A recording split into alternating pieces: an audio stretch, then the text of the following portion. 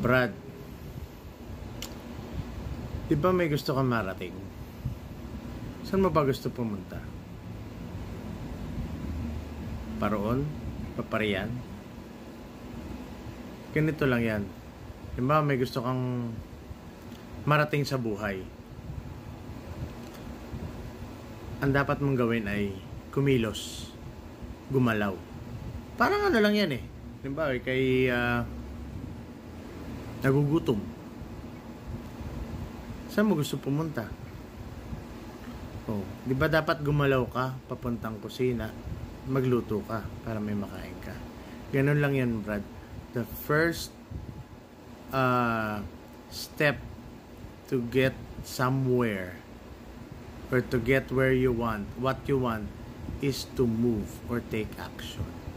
So yun lang, Brad. Paalaala lang. Take action, ha?